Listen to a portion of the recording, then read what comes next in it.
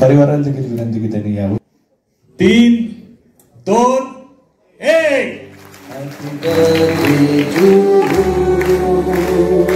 Happy birthday to you. Happy birthday dear Gite Saheb. Happy birthday to you.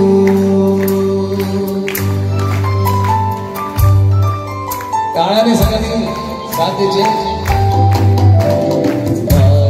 नमस्कार.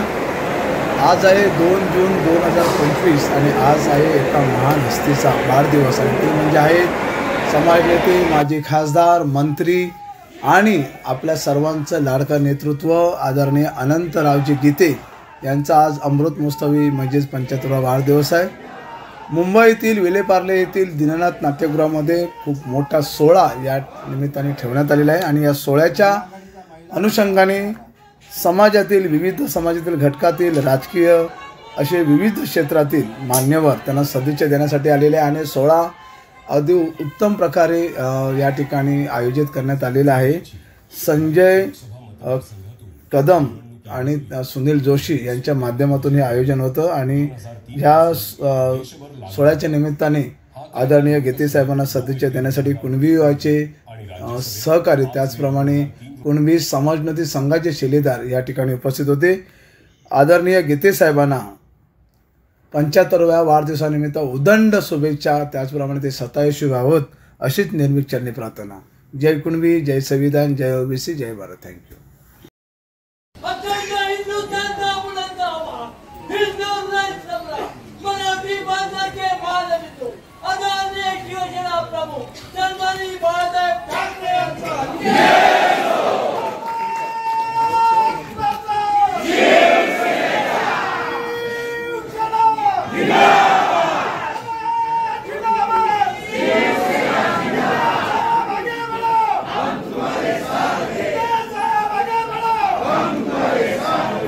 महिला आघाडीचा आवाज नाही आला.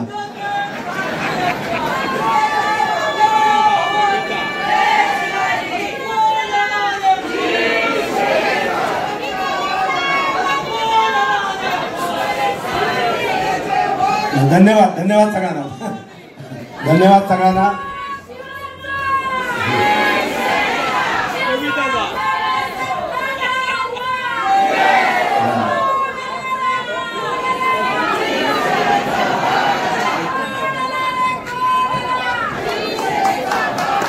धन्यवाद सगळ्यांना. महोत्सवी माझ्या वाढदिवसाच्या निमित्तानं खरं म्हणजे उद्धव साहेबच या ठिकाणी उपस्थित राहणार होते. त्यांनी 9ची वेळ दिली होती,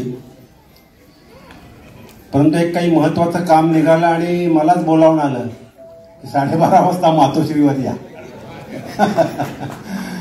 आणि 12:30 वाजता मी मातोश्रीवर गेलो आणि मग तिथेच त्यांनी माझा वाढदिवस साजरा केला. मग तेव्हाच माझ्या लक्षात आलं की संध्याकाळ का आपली नुकसानदायक ठरणार आहे. पण आज या वाढदिवसाच्या निमित्तानं व्यासपीठावर उपस्थित असलेले माझे सर्व सन्माननीय सहकारी, आमचे सहकारी खैरेजी आहेत,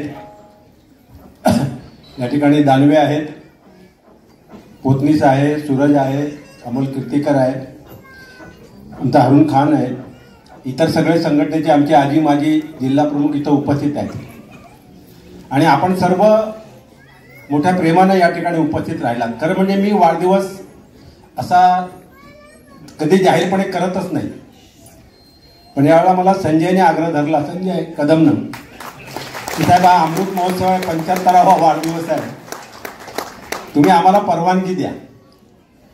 आणि मग त्याचा आग्रह मला मोडता आला आणि मी त्याला परवानगी दिली आणि दृष्ट लागावा असा हा अमृत महोत्सवी कार्यक्रम त्याला केलेला. दृष्ट लागावी असा. मी मनापासून संजयला धन्यवाद देतो. एकदा जोरदार टाळ्या संजयसाठी वाजवा, जोरदार टाळ्या. मातोश्री पासून दीनानाथ पर्यंत एकही खांब शिल्लक राहिला नाही की जिथे होर्डिंग लागत. पाहिलं ना येताना अंबादासने पाहिलं असेल उद्धव साहेबांच्या स्वागताचे झेंडे, पण अतिशय पूर्ण शिवसेनामय वातावरण. पार्लेकरांना प्रश्न पडला असेल की एकदम आनंद गीते कुठून उभं आलं एकदम असे या पार्ल्यात. मी पार्ल्यात राहतो, पण पार्लेकरांना माहित पण नसेल मी पार्ल्यात राहतो. इतका मी शांत राहतो, त्यामुळे कोणालाच त्याची कल्पना नाही. पण आज पार्लेकरांना देखील कळलं असेल की मग इथे साहेब पार्ल्यातच राहतात. आणि अतिशय चांगला कार्यक्रम संजय आणि त्याच्या सहकार्याने या ठिकाणी उत्तम प्रकारे हा कार्यक्रम त्याचं आयोजन केलंय. मनापासून त्यांना धन्यवाद देतो. मी दीपक राणे आणि त्यांच्या सर्व सहकार्यांना पण धन्यवाद देईन, कारण हे सगळं आयोजन उत्तम प्रकारे केलंय. या वाद्यवृंदा राष्ट्रगीत पलटण या कॅमेरामार्फत स्क्रीनवर देखील दाखवता आलं पाहिजे जर जमलं तर. शुभम केकचा घे फोटो. जन्मलेला एक कणखर नेता, जनतेच्या प्रश्नांसाठी रस्त्यावर उतरून लढणारा शिवसैनिक आणि नंतर देशाच्या औद्योगिक धोरणाला दिशा देणारा केंद्रीय मंत्री माननीय अनंत गीते साहेब. एक निष्ठावान, स्पष्ट वक्ते आणि राजकारणी. 2 जून 1951 रोजी मुंबईत एका सर्वसामान्य कुटुंबात अनंत गीते साहेब यांचा जन्म झाला. त्यांचे बालपण साध्या परिस्थितीत गेले. शालेय जीवनातच त्यांच्यात नेतृत्व गुण दिसू लागले. सामाजिक प्रश्नांमध्ये त्यांना लहानपणापासूनच रुची होती. शिक्षण पूर्ण झाल्यानंतर त्यांना महाराष्ट्राच्या राजकारणाने आकर्षित केले. शिवसेना प्रमुख माननीय बाळासाहेब ठाकरे यांच्या विचारांनी प्रेरित होऊन गीते शिवसेनेत सक्रिय झाले. त्या काळात शिवसेना महाराष्ट्रभर विस्तारत होती आणि पक्षाला संघर्षशील कार्यकर्त्यांची गरज होती. गीते यांनी शिवसेनेच्या कार्यात स्वतःला झोकून दिले. 1980-1990च्या दशकात शिवसेना महाराष्ट्रात आपली पकड मजबूत करण्यासाठी प्रयत्नशील होती. त्या काळात गीते यांनी तळागाळातील लोकांसोबत काम केले. शेतकरी, कामगार, सामान्य नागरिक यांच्या प्रश्नांसाठी ते रस्त्यावर उतरले. त्यांचा स्पष्ट वक्तेपणा आणि संघर्षशील स्वभावामुळे ते शिवसेनेत वेगाने पुढे आले. शिवसेना प्रमुख माननीय बाळासाहेब ठाकरे यांचा गीते यांच्यावर विशेष विश्वास होता. त्यांच्या निष्ठेवर ठाकरे यांचा पूर्ण भरवसा होता. याच विश्वासाच्या जोरावर गीते यांना पक्षात महत्वाची जबाबदारी देण्यात आली. 1996ची 11वी लोकसभा व 1998ची 12वी लोकसभा, 1999ची 13वी लोकसभा, तसेच 2004ची रत्नागिरी लोकसभा, 2009ची 2014ची रायगड लोकसभा मतदारसंघातून निवडणूक लढवली आणि भरघोस मतांनी विजय मिळवला. विद्युत कायदा 2003, दी इलेक्ट्रिसिटी ऍक्ट 2003 हा भारत सरकारने पारित केलेला एक कायदा आहे, जो 10 जून 2003 पासून देशभर लागू झाला. हा कायदा लोकसभेत 9 एप्रिल 2003 रोजी आणि राज्यसभेत 5 मे 2003 रोजी मंजूर झाला. त्यानंतर राष्ट्रपतींची मंजुरी 26 मे 2003 रोजी मिळाली. या महत्वाच्या कायद्यात अनंत गीते साहेब यांच्यामुळे झाला. त्यामुळे वीज बिल कायद्यात मोठा बदल झाला. यामुळे नागरिकांना वीज दर कमी, लोड शेडिंग कमी झाले. यात अनंत गीते साहेब यांच्या जीवनातील 2009 सालातील प्रसंग हा खास करून उल्लेखनीय आहे. ज्यावेळी रायगड आणि रत्नागिरी जिल्ह्यांची विभागणी झाली, त्यावेळी रायगड मतदारसंघातून कोण उभं राहणार हा प्रश्न होता. अशावेळी गीते साहेबांनी उभं राहण्याची इच्छा व्यक्त केली होती आणि त्यांच्यापेक्षाही सरस असणारे AR अंतुले यांना कोणीच तोड देऊ शकत नव्हतं. त्यातच सामना वृत्तपत्रात पान भरून आलेली AR अंतुले यांच्या जाहिरातीला धरून बाळासाहेबांचा आशीर्वाद नेमका कोणाला असा प्रश्न विचारला असता त्यावर गीते पत्रकारांना म्हणाले, माननीय बाळासाहेब अंतुले यांचे मित्र आहेत. मित्र जर हरला तर थोडंसं दुःख होईल, पण एक शिवसैनिक जर जिंकला तर त्यांना सर्वाधिक आनंद होईल. आणि अशा रीतीने गीते साहेबांनी 1.5 लाखापेक्षा अधिक मतांनी ती ऐतिहासिक निवडणूक जिंकली आणि त्यांनी 2009 पासून रायगडचे सातत्याने प्रतिनिधित्व केले. त्यांच्या कार्यकाळात त्यांनी रायगडसाठी अनेक विकास प्रकल्प राबवले. स्थानिक उद्योगांना चालना देण्यासाठी विविध प्रयत्न केले. थर्मल पायलट प्रोजेक्ट राबवत त्यांनी 50 विद्यार्थ्यांना मोफत शिक्षण देण्याची आणि त्यात 40% मुलींचा सहभाग होता. टाटा हायड्रोजेल प्रोजेक्ट अंतर्गत 12वी शिकलेल्या मुलांना 12,000 रुपयांची शिष्यवृत्ती देण्यात आली होती. त्याचबरोबर 5 मुलांना इंजिनिअरिंग करून याच कंपनीत कायमस्वरूपी नोकरी दिली. तसेच टाटा हायड्रोजेल कंपनी स्थानिक ग्रामपंचायत थकबाकी कर 3 करोड 85 लाख मिळवून देण्याचे ऐतिहासिक कार्य गीते साहेबांनी केले होते. कोऑपरेटिव्हचे मिनिस्टर असताना कोऑपरेटिव्ह मिनिस्टर अहवाल आणला आणि त्यातून देखील खूप फायदा झाला होता. हेवी इंडस्ट्रीला मदत करण्याचे काम यातून करण्यात आले होते. MTNLच्या कर्मचाऱ्यांना पेन्शन नव्हती. ती पेन्शन त्यांच्यामुळे सुरू झाली. त्यांच्या कामामुळे रायगड जिल्ह्यातील मतदारांमध्ये त्यांची लोकप्रियता वाढत गेली. 2014 मध्ये भाजप शिवसेना युतीचे सरकार सत्तेवर आले. त्यावेळी अनंत गीते साहेब यांनी शिवसेनेच्या वतीने केंद्रीय मंत्रिमंडळात स्थान मिळवले. त्यांना उद्योगमंत्री पदाची जबाबदारी देण्यात आली. केंद्रीय मंत्री म्हणून त्यांनी देशाच्या औद्योगिक धोरणाला दिशा देणारे अनेक महत्वाचे निर्णय घेतले. मेक इन इंडिया आणि स्टार्टअप इंडिया यासारख्या महत्वाकांक्षी धोरणांना त्यांनी गती दिली. भारतीय कंपन्यांना अधिक संधी मिळाव्यात यासाठी त्यांनी स्थानिक उत्पादनावर भर दिली. लघु आणि मध्यम उद्योगांना MSME वित्तीय मदत मिळावी यासाठी धोरणात्मक निर्णय घेतले. औद्योगिक क्षेत्रात नवे तंत्रज्ञान आणण्यासाठी त्यांनी प्रयत्न केले. त्यांच्या कार्यकाळात त्यांनी उद्योग वाढीसाठी अनेक सकारात्मक पावले उचलली. त्यामुळे भारतीय उद्योग क्षेत्राला नवी दिशा मिळाली. 2019 साली महाराष्ट्र विधानसभा निवडणुकीनंतर शिवसेना भाजप युतीत तणाव निर्माण झाला. मुख्यमंत्री पदावरून दोन्ही पक्षांमध्ये वाद झाला.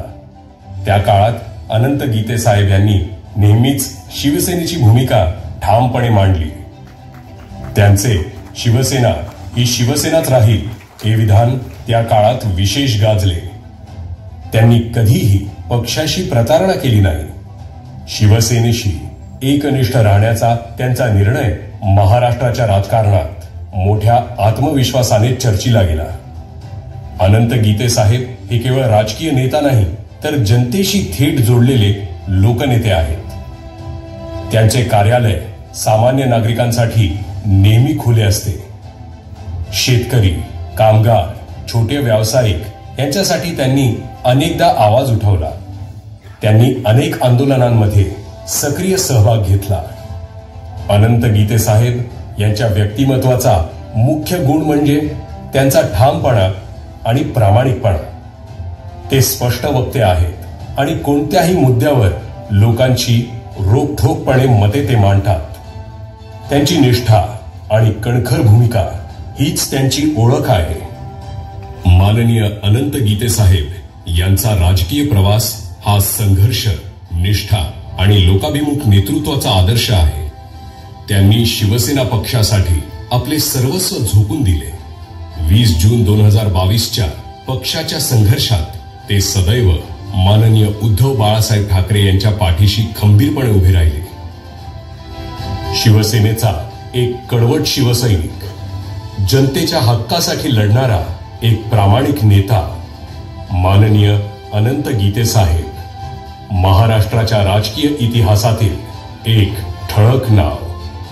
अशा या आभाळा एवढ्या महान नेतृत्वाला अमृत महोत्सवी वाढदिवसाच्या हार्दिक शुभेच्छा. आपणास उदंड निरोगी आयुष्य, सुख समृद्धी लाभो हीच ईश्वर चरणी प्रार्थना. शुभेच्छुक संजय मानाजी कदम, अंधेरी पश्चिम विधानसभा संघटक. परिवाराला देखील विनंती की त्यांनी यावं. 3, 2, 1. Happy birthday to you. Happy birthday to you. Happy birthday dear Gite Saheb. Happy birthday to you.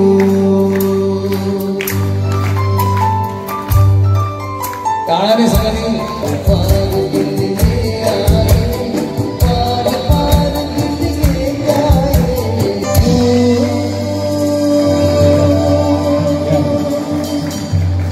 शहरी पश्चिम ते विधानसभा संघटक आहेत ते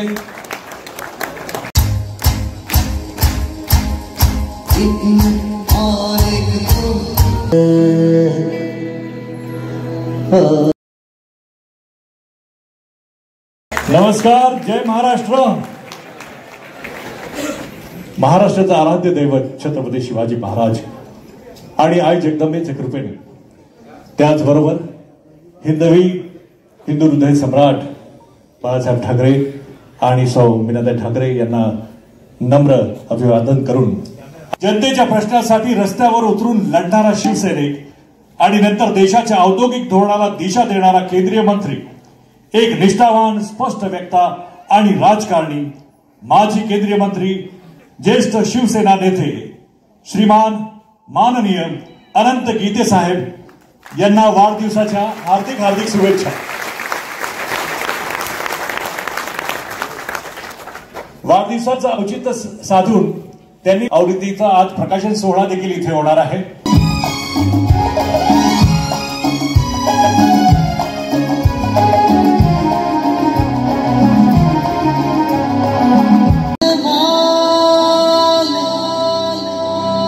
कभी सुना होगा कहीं दीवाना नशेला प्यार जरा सा नशेला इधर जाने वाला है.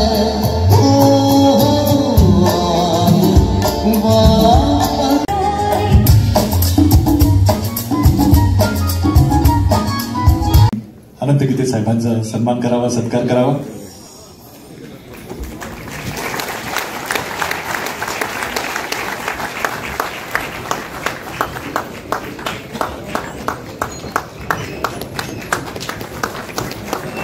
आणि आज एक विशेष गोष्ट म्हणजे सुनील जोशी साहेबांचा देखील आज वाढदिवस आहे, तर त्यांना देखील लाख लाख शुभेच्छा आमच्या सगळ्यांच्या वतीने. इथे सर्वप्रथम शिवसेना नेते आणि माजी खासदार चंद्रकांत खैरे साहेबांचा इथे सत्कार होतोय.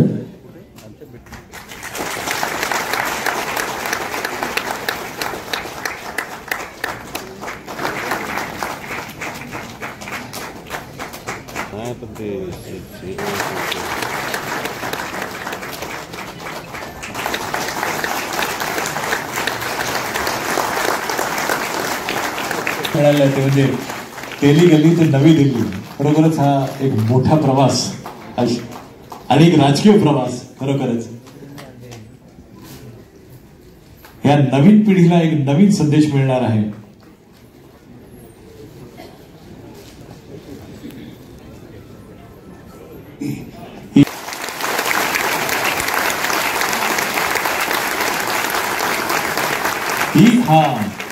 गीते साहेबांच्या वतीने मी आणि आमच्या आयोजकाच्या वतीनं तुम्हाला सांगू इच्छितो की आज जेव्हा आम्ही हा कार्यक्रम संपूर्ण संपल्याच्या नंतर जेव्हा तुम्ही इथून जाल त्यासाठी तुम्हाला एक रिटर्न गिफ्ट ठेवलेले आहे, ते तुम्ही घेऊन जा. त्या रिटर्न गिफ्ट मध्ये हे पुस्तक देखील आहे, तेव्हा हे पुस्तक देखील या माध्यमातून तुमच्या घरापर्यंत, तुमच्या परिवारापर्यंत, तुमच्या सोसायटीपर्यंत पोहोचणार आहे ते. आणि यातील विचार जितक्या जास्त लोकांपर्यंत पोहोचतील तेवढं त्याची सक्सेस होईल, त्याला कामयाबी मिळेल. आणि जवळपास 20 वर्ष आम्ही बरोबर होतो. गीते साहेब आणि मी, आम्ही दोघंही 20 वर्ष त्या ठिकाणी होतो. ते कधी नेते, कधी मी होतो, कधी मी नेते तर ते मंत्री, असं नेहमी असायचं. मी महाराष्ट्राचा मंत्री असताना सुद्धा ते खासदार म्हणून माझ्याकडे आले होते. त्यावेळेसही त्यांना आम्ही मदत केली होती. परंतु प्रत्यक्षात त्या ठिकाणी लोकसभेत काम करत असताना आम्हाला माहिती आहे किती अडचण येतात.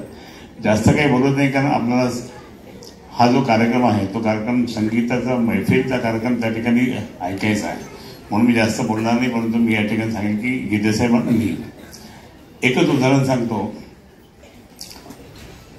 मला खरोखर त्या ठिकाणी असं वाटतं की आज गीते साहेब परत आपल्याला दोघांनाही दिल्लीला जावं लागलं असं वाटतं. आम्हाला बरोबर लोकच म्हणतात मला, आणि म्हणून ठीक आहे, जो पक्ष आदेश असतो तो पाळायचा असतो. आणि म्हणून तुमचा सर्वांचा आशीर्वाद माननीय गीते साहेबांवर आहे, आमच्यावर पण आहे, आणि आम्ही निश्चितपणे, मी तर हे सांगितलं होतं, जोपर्यंत हे हृदय चालू असेल तोपर्यंत मी शिवसेनेचा शिवसैनिकच राहील, उद्धव बाळासाहेब ठाकरेचा. कधी इकडे तिकडे जाणार नाही. किती ऑफर आली मला, किती वरतून आली, इकडून आली, तिकडून आली, मला नाही. मी फक्त कडवट शिवसैनिक बाळासाहेब ठाकरेंचं आणि नेतृत्व माझं उद्धव साहेबांच्या नेतृत्वाखाली मी काम करतो. आम्ही दोघेही तसेच आहोत. आपल्या सर्वांना शुभेच्छा आणि गीते साहेबांना खूप शुभेच्छा. जय हिंद, जय महाराष्ट्र. आज आपण माजी केंद्रीय मंत्री, शिवसेनेचे नेते, ज्येष्ठ नेते माननीय आनंदजी गीते साहेब यांचा अमृत महोत्सव साजरा करीत आहोत. आणि त्यानिमित्तानं शिवसेनेचे ज्येष्ठ नेते मान्य चंद्रकांतजी खैरे साहेब, शिवसेनेचे उपनेते अमोल भैया, शिवसेनेचे सचिव सूरजजी चव्हाण, आमदार संजय पोतनीजी, हरणजी, समोरील बरेच पदाधिकारी सगळे बसलेले आहेत. पदाधिकारी, शिवसेनेचे, युवा सेनेचे, माता भगिनी आणि बांधवांनो, खरं तर हे पुस्तक आमच्यासारख्या शिवसैनिकांना मार्गदर्शक आहे.